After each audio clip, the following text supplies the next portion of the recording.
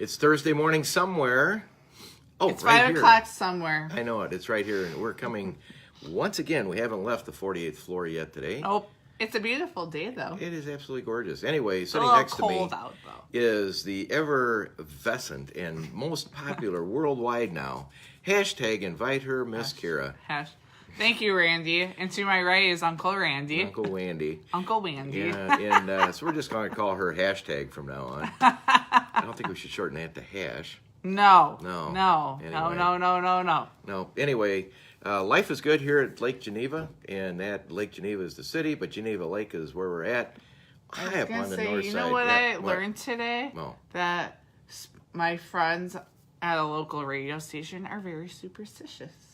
Who's that? I'm not going to name radio stations, but they are Milwaukee's best country.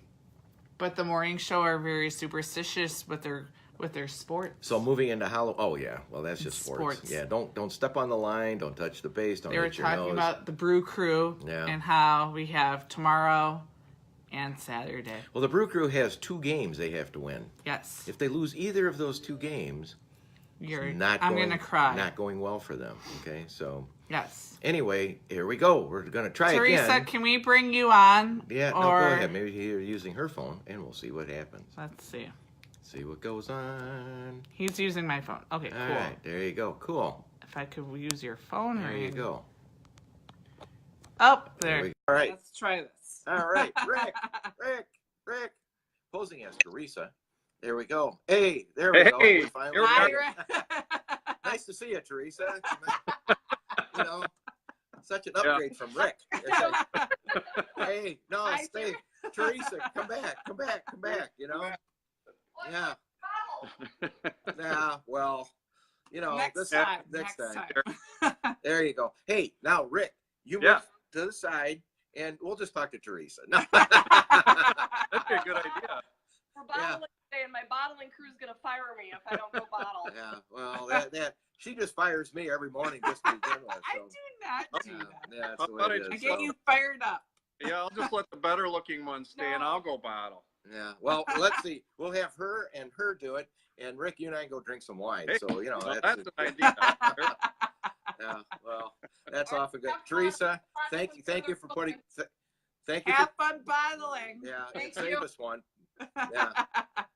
Anyway, finally, these are a little fun. You know, they always are challenging getting the first time, but when we go into the future, Rick, don't worry about it. Rick, pronounce your last name for me. Because, my last name is Jornalen. It's a Norwegian name, so it's not pronounced how it's spelled. Exactly why I didn't even attempt it. So it's those Norwegian and Swedish names. It's the Norwegian. Yeah. So, and speaking of that, as I told you, I'm a true pretzel, from Freeport. Yep. Freeport. Yeah. So I'm a little twisted. But, yeah, we'll cut you a little slack for being born in Illinois then. Yeah. Well, I live now, by the way, raised all my kids Lake Geneva. As I told you, Lake Eganza was my weekend. So, I've got Wisconsin water. Well, if it makes you feel better, I've lived here my whole life. So. Yeah. So anyway, Rick, let's talk about you. Great fun, great website that you have. Tell us how you and was this you and your wife got started in this as a hobby, or grew it into now what it's going, or tell us your passion. Yeah. I married Teresa in 2010, and at that time I was a beer drinker only, and she started corrupting me over to the wine side, the dark side. And so we started playing around with making wines in the basement. And then after a couple of trips out to Sonoma and Napa, we realized that the land that we live on here, we've got property that's real hilly and slopey, and the soil is horrible. And I said, you know what? I think we could grow grapes. So I talked her into it, and we planted 150 vines in the ground and had a really good time. And then the next year, we decided to plant 500 more. Wow. Yeah. So then after that, the house that was immediately next door to us or adjacent to our property went up for sale. And we bought that and eventually decided that we'd make a winery out of it because it has a spectacular view of the grapevines and the property. And it overlooks Cadiz Springs State Park. So it's beautiful out here. So how long did it take to plant those 500 grape plants? I'm just curious. Yeah, well, it's like digging in the rocks. It was horrible, but they grew really well. The grapes really like terrible soil, so it worked out really good for us. And so we planted for a couple of years there, and then we planted the third year also. So we've got grapes that are now about 5 years old, and we're using those for our estate wines, mostly red wines. Well, I'm on your virtual tour, which is very cool. Yeah. I mean, I am, yeah, so I'm going to end my participating. I'm just going to go on the virtual tour, but you're right. Whoever did this did it very, very well. You're right about the beauty and the scenery. And of course, growing up down in that area, you actually in that area, you know, you go to DeKalb County, you can see for 22 miles because it's perfectly flat. Exactly.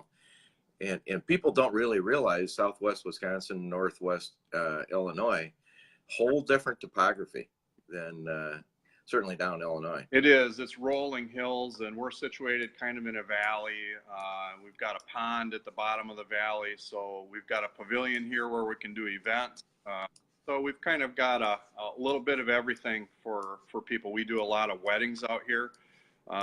So yeah, we've got a lot of beautiful scenery out here, especially this time of year. I was going to say, it must be beautiful seeing the leaves change and everything with those hills and those trees. It is, yep. Yeah. Sitting in the tasting room right now, and it's real pretty. One of the things that we're doing, and you might not know, maybe you might, but you know, Wisconsin is the #1 golf destination in the world. Did you know that? I did. A lot of people don't. Yeah, yeah. By having the U.S. Open a year ago and the Ryder Cup coming up in 2 years, when we have media credentials last year at the U.S. Open, I talked to people all over the world, and I said, so what do you think golf courses are like in Wisconsin? And they go, like we see on TV, because all they see is Kohler and Erin Hills. And 99% of the golf courses in Wisconsin have nothing to do with that. You know, they see this links type topography, and where you're at is the reason that people come to Wisconsin. You know, it's parkland views, it's whatever. So we have to get you in we have an outreach going right now. And that's not the reason why Wisconsin's in that #1. They have millions of people coming to Wisconsin because we have 9 of the top 100 golf courses in the world located in Wisconsin. And that list is growing all the time. So, but the topography is just gorgeous. I'm going through, I'm still on your virtual tour, which I think is fabulous. That says it all. Yeah. So when you grow grapes, how long does it take before you can actually stuff those in a bottle? They take at least 3 years. So for the first 3 years, we usually trim the fruit off because we want them to spend all their energy getting roots down. So then after that, we can start taking some grapes off. So we've got some fully mature plants out there, and our harvest this year was actually really good. Really? So what leads to a better harvest? Is it just weather driven, or because it's length of time they've been in the ground, or usually, you know, with wines they say vintage years. You know, 2012 was a really good year, and what that translates to is dry. The grapes, when they're dry and stressed a little bit, they actually produce a better grape. So the drier years are better, and we had a wet year this year, but it was late in the year. So actually they produced really good grapes this year. The only problem is the wetness sometimes got some fungicide issues where some of the crops were lost late, but we were lucky enough to pick a little bit early, and we got great crops this year. That is so cool. So with your grapes, and how many acres do you guys have at your facility? Our property is sitting on 18 acres, and we have about 2 acres of grapes. And grapes are very labor intensive, so it's all manual work, all the pruning and the harvesting and the mowing and the spraying for weeds. All that's very manual work. So believe it or not, 2 acres is a lot of grapes. I wouldn't wish more than 2 acres on any. Yeah, I'll tell you what. So where did you get your knowledge? And I mean, as far as growing, where did that come from? I mean, I talked to guys with wineries. I have no clue. Yeah, I wouldn't know how to plant a grape in what soil if I had to. How did you go about doing that?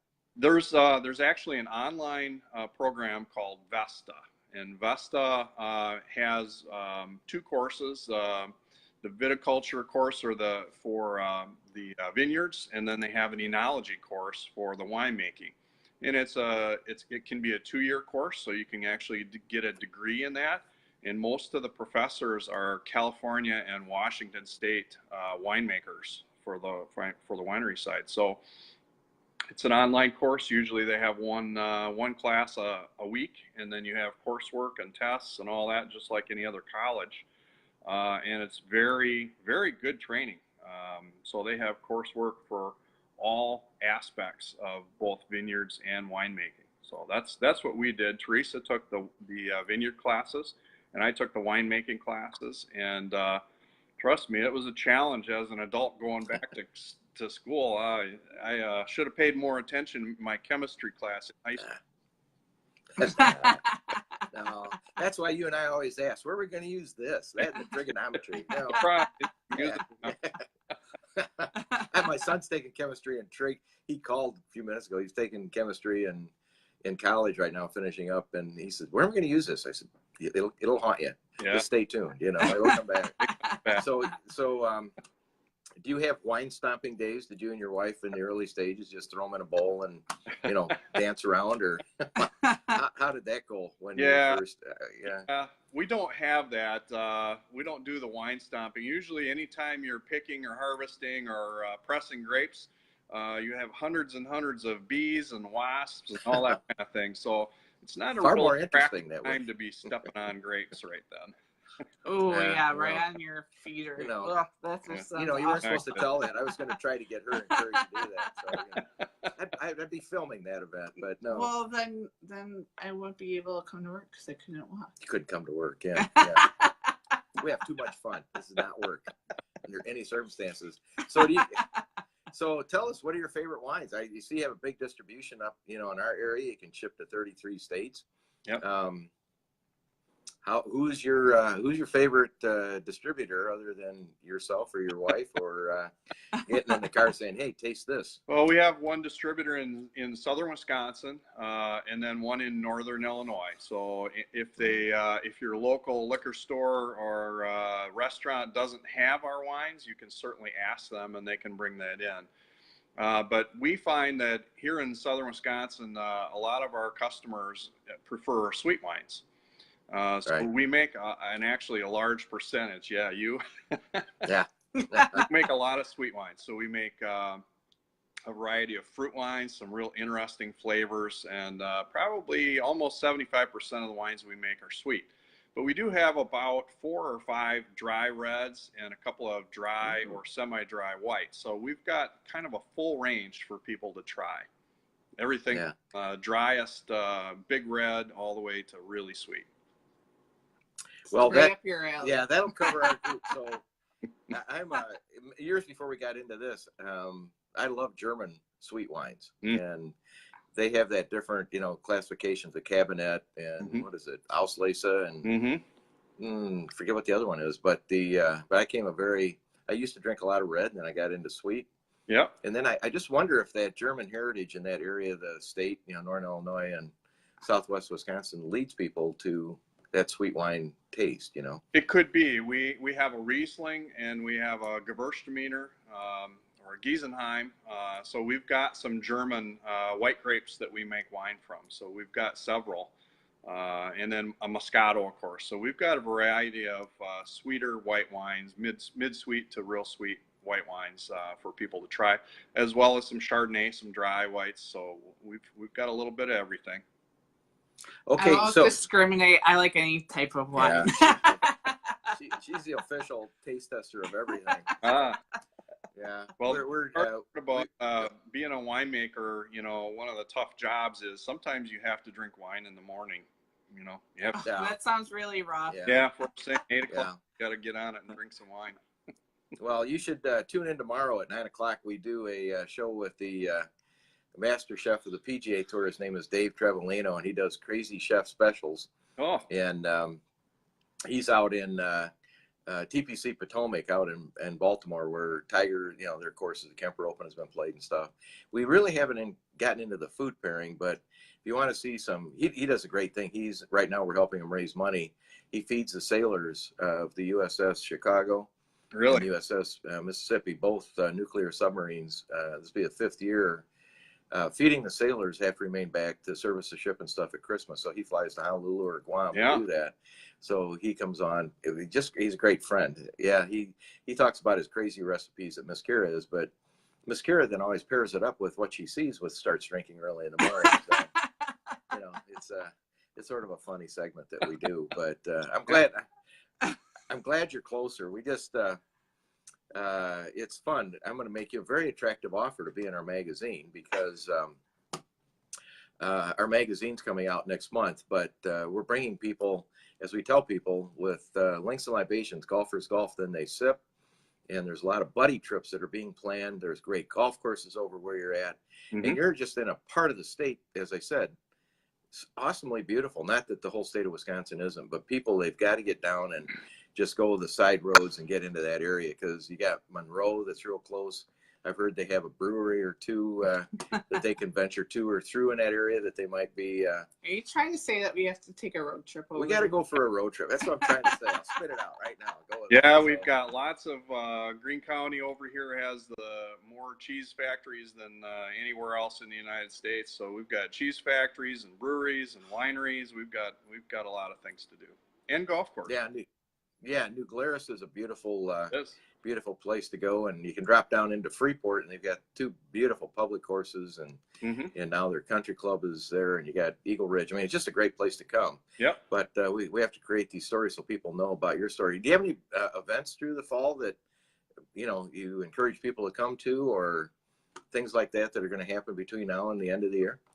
Yeah, we'll put those on our Facebook page.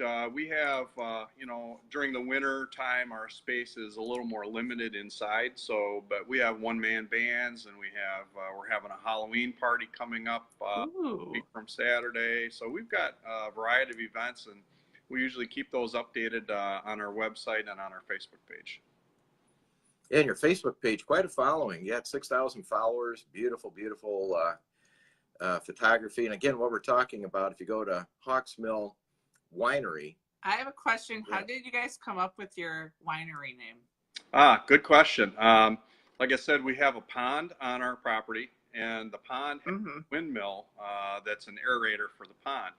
And when we started here, there was a pair of red-tailed hawks that would sit on the mill. So that's where we got the name. It was the Hawks Mill. I love it. Yeah. I love it. Very, very cool. Yeah. Your Facebook page is really well done also. So there's a lot of good information that everybody can go to. Is there anything that we've left out, Rick, that you'd like to share with us that's going on in your winery, and tell us when you're giving the free wine away, just so we know when to come to? Yeah, you'll have to check the Facebook page for the free wine. On that one. Sure what it was. So. Yeah, I've been checking, can't find it. So. No, we've got a beautiful property, especially in the fall here when the colors are out. It's really beautiful. We've got decks outside and chairs outside. You can sit outside under the roof of our pavilion or inside with a view anyway. Yeah, I really recommend everybody to go to hawksmillwinery.com, just like it's spelled, and do the virtual tour. And then you'll just be flocking there. I mean, great, as you said, great for weddings and celebrations and getting to know you. But Rick, yeah, we appreciate seeing you. We appreciated seeing your wife duck in, and Miss Kira and I and maybe a couple others are going to be venturing over there. I'll give you a call probably the first part of next week. I have some ideas how we got some golfers that we'll encourage you to participate in our magazine because it's ever growing, and there's going to be a big story coming out about somebody that I know. That's going to be announced next Thursday. So, is it about drinking in the morning? Well, no, we have her medicated for that. Okay. That's okay. I'll have a glass of wine afterwards. No, it's in the world of golf. Basically, we'll let it go here now. The LPGA started. I thought you said you were going to leave. I'm going to tell him. Nobody's listening to this anyway. No. Yeah, but whatever. Well, it's his wife in the back room. No, somebody has to yeah, they'll get over it.